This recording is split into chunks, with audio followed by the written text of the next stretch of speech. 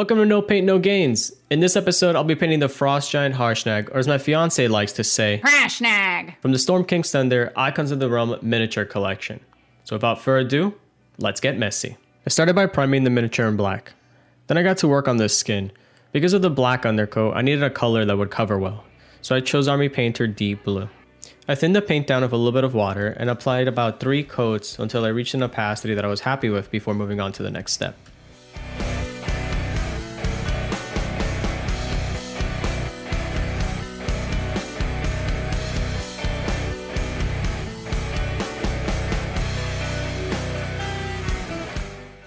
With the base layer complete, I then started to work on my highlights. I applied my first highlight using Army Painter Crystal Blue. I painted almost all of the skin this color, only leaving the deep blue in the recesses where I wanted the most shadow. I added 2 thin layers before moving on to the next highlight.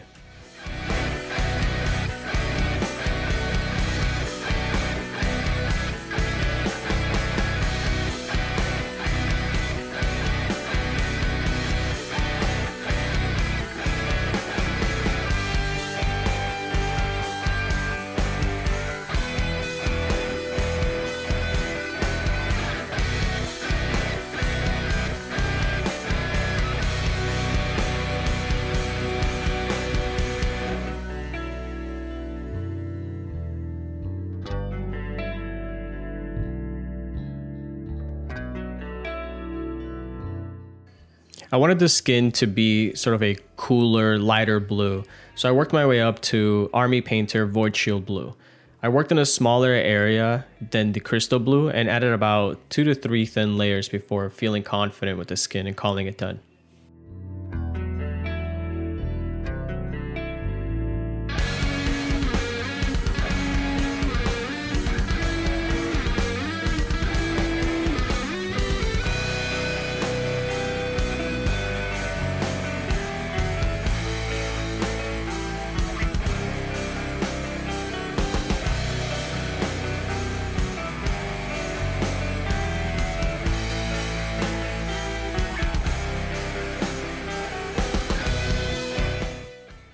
With the skin complete, I began to work on the chainmail armor.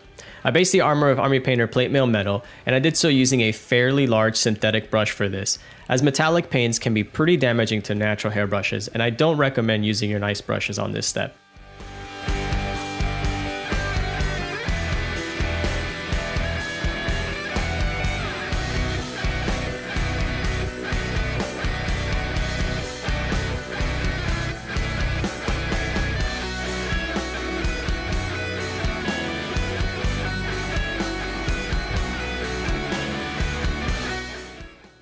With the plate mail metal base coat completely dry, I followed up with the old reliable non-oil wash and shining silver dry brush to add a little bit of contrast and sort of make the metal really spark.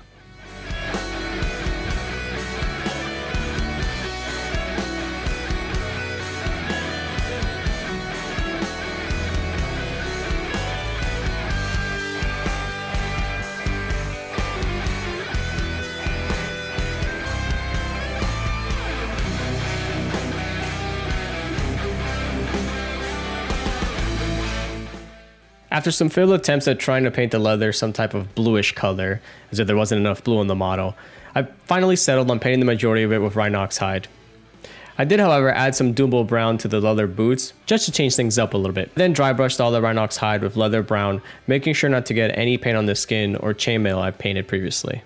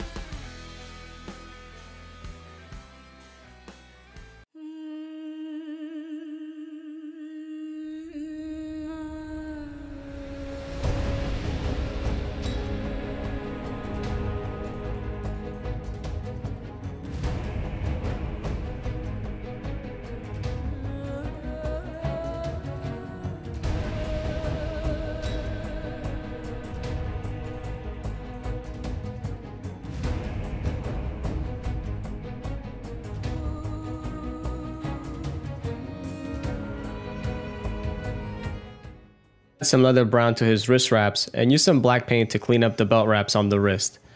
I thought the contrast between the brown and the black would look nice.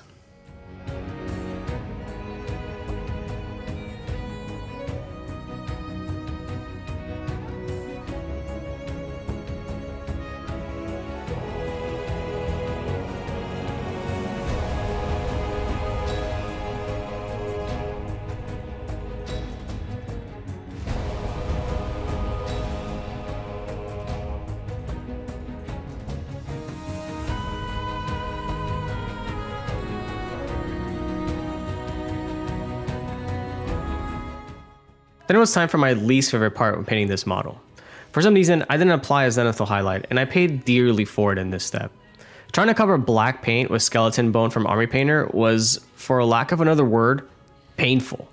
I lost count of how many coats I applied before I deemed it good enough and moved on. Learn from my mistake.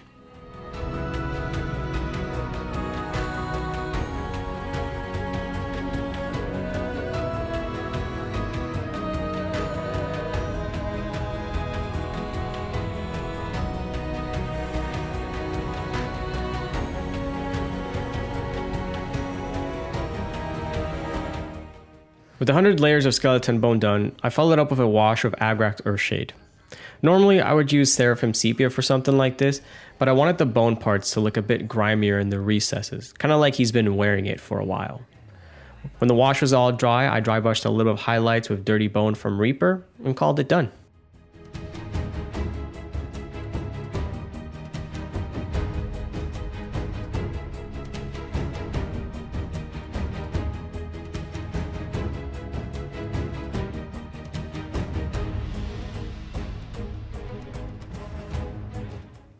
I carefully used some leather brown to accent all the edge trimmings on the shoulder armor.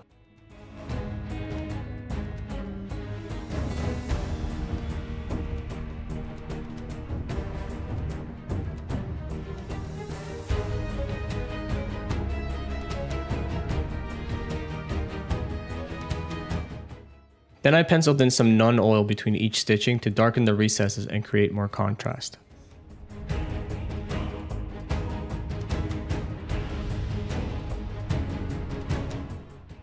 I base coated his beard and the fur on his legs and shoulders with mummy robes. Similarly to the bone, this took too many layers. Eventually, some opacity was finally reached and I was able to wash the fur with Seraphim Sepia and then added some highlights of mummy robes and white.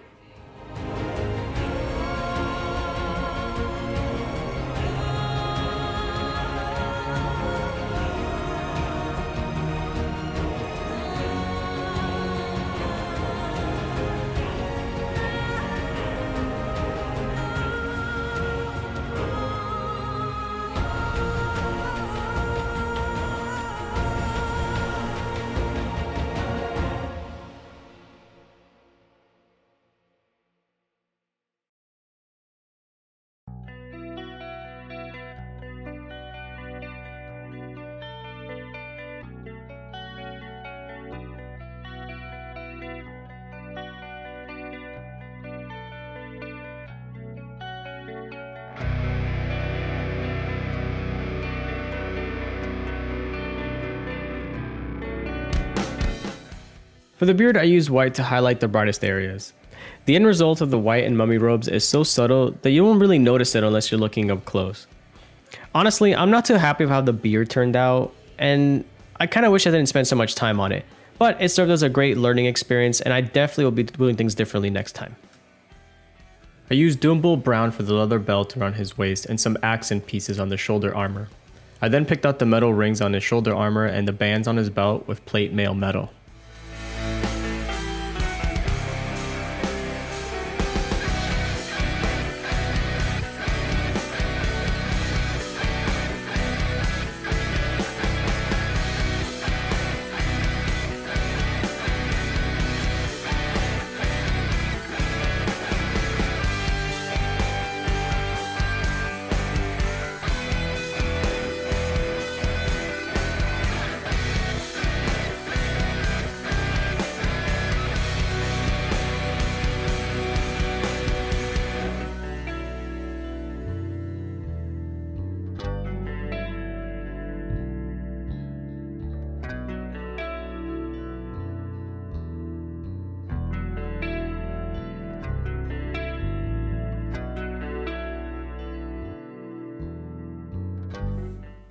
For the weapons and metal bracers, I used plate mail metal as a base and picked out some areas of highlight with shining silver.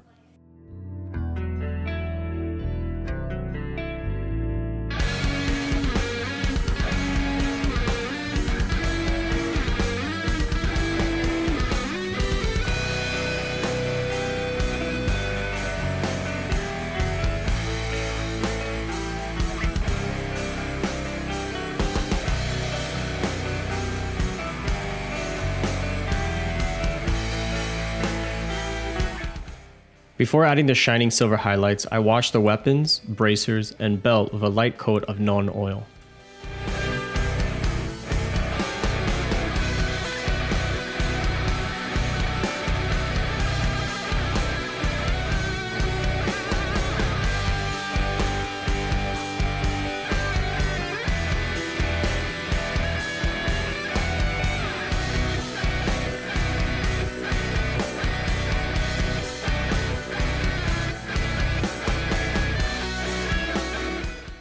I painted all the filigree on the axes with true copper to make them stand out a bit more.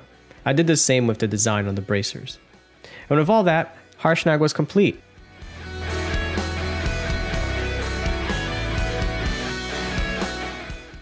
This model definitely took more work than the Hill Giant and came with some frustrations. Nonetheless, I learned a ton from painting it and had a great time overall. I'm particularly proud of the skin and base. I've never painted blue skin or done a snow base before, and I think they both turned out pretty good. If you enjoyed the video or found any of the information useful, subscribe to the channel to keep updated on when I post new videos. Thanks for watching, and I'll catch you in the next one.